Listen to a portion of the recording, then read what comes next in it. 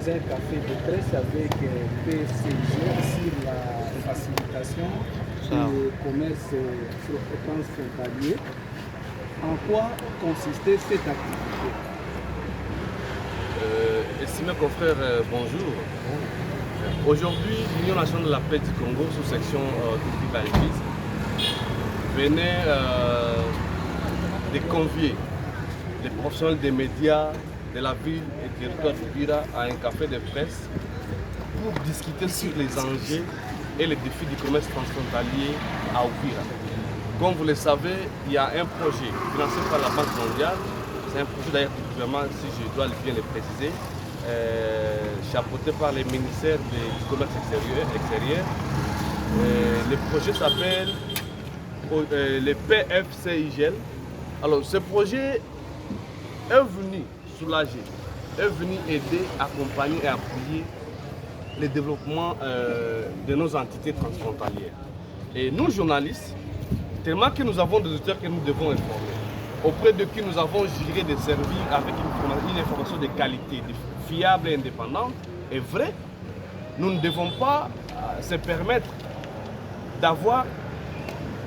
de ne pas avoir la bonne information sur le déroulement, le contenu, le pourquoi et le comment de ces projets.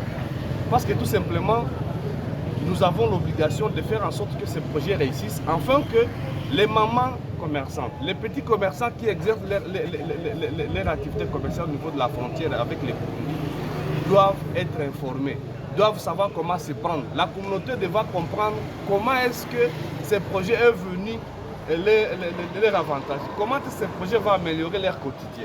Et les radios et les médias et les journalistes sont les personnes habilitées à donner cette information, afin que la communauté change de comportement, afin que la communauté s'approprie réellement ces projets, parce que je dois rappeler, c'est des fonds que le gouvernement congolais devra rembourser à la longue.